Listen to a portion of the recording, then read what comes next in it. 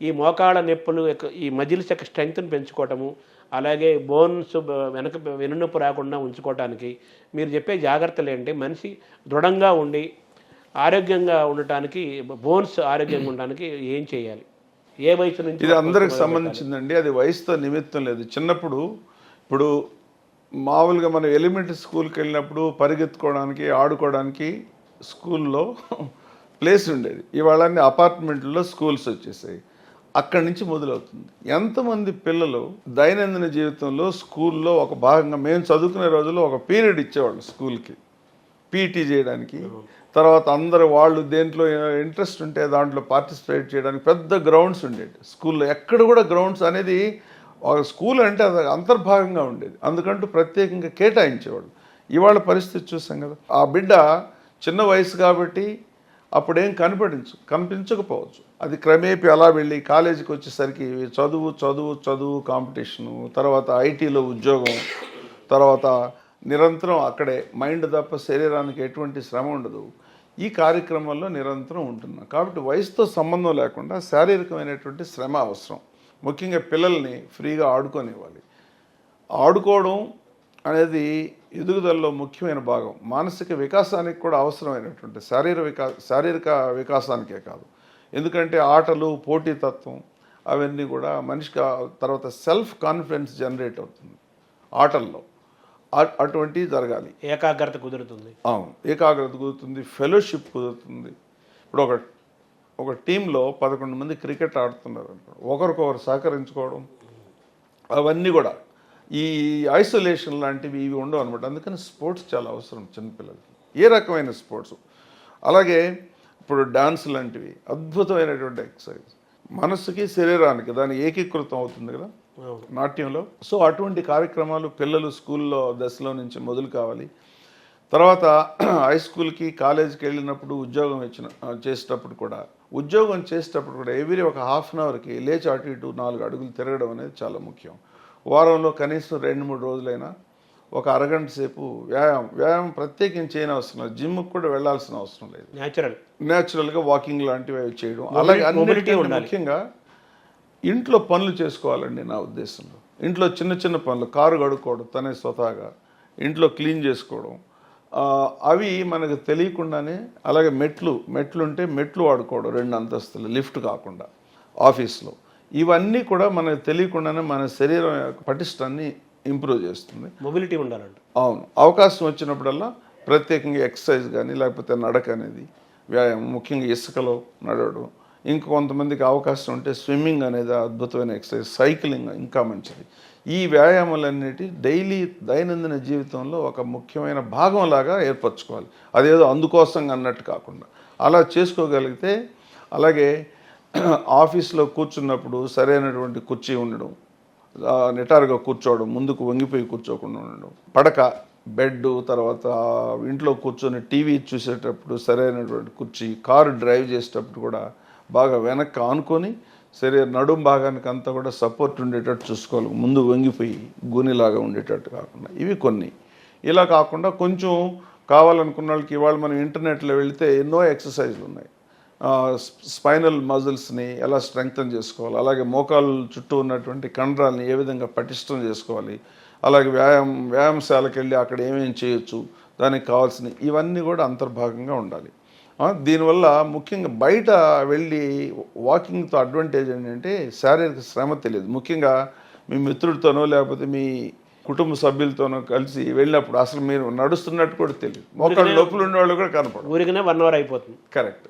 అవి అలవాటు చేసుకోవాలి, అవన్నీ బిల్డప్ చేసుకోవాలి. ఎందుకంటే ముఖ్యంగా భారతదేశంలో ఇప్పుడు ఈ సంపద ఎక్కువ క్రియేట్ చేస్తున్నారు, చాలా ఆహ్వానించదగ్గ పరిణామం.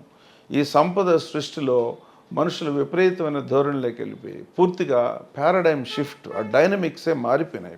ఈ మారిపోయినందువల్ల ఏమవుతుంది, మానసికమైన జబ్బులు రావడం, తర్వాత కుటుంబ సంబంధాలు కానీ, ఫ్రెండ్స్తో కానీ, కుటుంబ సభ్యులతో కానీ ఆలోచించే విధానంలో స్పష్టత, తర్వాత ఉండాల్సినటువంటి ప్రేమ, అభిమానాలు, అనురాగాలు అన్నీ కూడా పోయినాయి అన్నమాట. ఎందుకంటే in the name of wealth creation దాంట్లో పడిపోయేసి చాలా వదిలేస్తున్నారు. అంటే మనుషులు కలిసి ఉంటే ఆ మానవ సంబంధాల వల్ల మనిషి యొక్క ఆరోగ్యం పెరుగుతుంది కదా, మానసిక ఆరోగ్యం, తద్వారా శారీరక ఆరోగ్యం. తప్పకుండా. అందుకని తప్పనిసరిగా కొంత సమయం ఎందుకు కేటాయించి, ఇప్పుడు ముఖ్యంగా 5 రోజులు పని దినాలు అయినప్పుడు మిగతా 2 రోజులు ఎందుకనంటే, ఈ 2 రోజులు నీ గురించి, నీ కుటుంబ సభ్యుల గురించి, నీ శరీరం గురించి శ్రద్ధ తీసుకొని సోమవారం వర్క్ వచ్చినప్పుడు ఫ్రెష్గా రమ్మని. కానీ అట్లా కాదు, సాటర్డే సండే కూడా వర్క్ చేస్తున్నాం. వివేకానందుడు అంటాడు, అప్పుడప్పుడు కొంత సమయం ఇచ్చి ఈ అద్భుతమైన వ్యక్తి, నీలో ఉండే అద్భుతమైన వ్యక్తితో మాట్లాడు, నువ్వు ఎంత కోల్పోతున్నావు నీకు అర్థం అవుతుంది అంటాడు. నీలోకి నువ్వు చూసుకోవాలి. Talk to this wonderful person inside you once in a while అంటారు. నీలో నువ్వు చూసుకోవాలి. లుక్ అంతర్ముఖం కావాలి. ఆ విధంగా ధ్యానం కూడా అటువంటిదే. అప్పుడు ఏమవుతుంది, ఆ నిశ్చలమైనటువంటి మనసుతోటి మన లోపలికి వెళ్ళి చూస్తే చాలా విషయాలు బోధపడతాయి, మంచి చెడు కూడా తెలుస్తాయి కదా. కరెక్ట్. కానీ అలా చేయట్లేదు. ఇప్పుడు యోగా అనేది అదే కదా. యోగా అనేది శరీరానికి మనసుకు అందరికీ తెలిసిన యోగా ఏంటంటే ఎక్సర్సైజ్ చేయడం. ఎక్సర్సైజ్ చేయడం అనేది అది ఒక్క భాగం మాత్రమే. కానీ చాలామందికి తెలియనివి, చెయ్యనివి ఏంటంటే యమం, నియమం, ఆసనం, ప్రాణాయామం, ప్రత్యాహారం, ధారణ, ధ్యానం, సమాధి, ఇట్లా 8 భాగాలు. దీన్ని అష్టాంగ యోగం అంటారు. పతంజలి అష్టాంగ యోగంలో యమం నియమం లేకుండా కేవలం ఆసనం వేస్తే ఏమొస్తుంది? యమం అంటే ప్రవర్తన, మీ ఆలోచన, అహింస చేయకుండా ఉండడం, సత్యం పలకడం, ఇతరుల సొమ్మును ఆశించకపోవడం, దొంగతనం చేయకుండా పోవడం, అటువంటి నియమాలు, అటువంటి చేయాలి నియమాలు. ఆ నియమాలు ఏంటి? పరిశుభ్రత, బ్రహ్మచర్యం. ఇవి లేకుండా కేవలం వెళ్ళి 4 ఆసనాలు చేసి నేను యోగా చేస్తున్నాను ఎట్లేదు. అవి పోస్టర్స్ వేరు. పోస్టర్స్ అంటే పతంజలి చెప్పిన దాని ప్రకారం శరీరాన్ని అదుపులో తెచ్చుకోవడానికి ఆసనం అన్నారు. ప్రాణాన్ని అదుపులో తెచ్చుకోవడం, ప్రాణం అంటే శ్వాస, వాయువు, ప్రాణాన్ని అదుపులో తెచ్చుకోవడానికి ప్రాణాయామం అన్నాడు. ఇంకా ప్రత్యాహారం అంటే బయట ఉన్నటువంటి ఈ పంచేంద్రియాల ద్వారా వచ్చేటువంటి బాహ్యశక్తుల ప్రభావాన్ని నీకు చేరనీయకుండా ఉండడం. అంటే షట్ డౌన్ యువర్ సెన్సెస్, అంటే ఆల్ న్యూసెన్స్ని క్లోజ్ చేయమన్నాడు. కరెక్ట్. ధారణ అంటే ఏకాగ్రత, ఒక విషయం తీసుకున్నాడు. ధ్యానం అంటే మెడిటేషను. సమాధి అని అంటే ఫైనల్గా నీతోటి మొత్తం విశ్వాన్ని అంతా కూడా ఐక్యం చేయడం. అటువంటి భావన లేకుండా యోగా యోగా యోగా అంటే కొన్ని 4 ఎక్సర్సైజ్ చేసినంత మాత్రం కీళ్ళు బాగా లూజ్ అవుతాయి, సన్నబడతాయి, బాగానే ఉంటుంది. కానీ శారీరక శ్రమ వల్ల ఎక్స్ట్రీమ్ స్ట్రెచ్చింగ్ చాలా ముఖ్యమైన అంశం. శరీరాన్ని మన స్వాధీనంలో ఉంచుకోవడానికి, దాన్ని పటిష్టం చేయడానికి ఉపయోగపడేది. కానీ ఏది చేసినా మనసు పెట్టి చేయాలి కదా. అవును, ఆ మనసు మిస్ అవుతుంది కదా. కాబట్టి కమింగ్ బ్యాక్ టు దిస్, ఈ ఎక్సర్సైజ్లు అనేవి చాలా ముఖ్యం.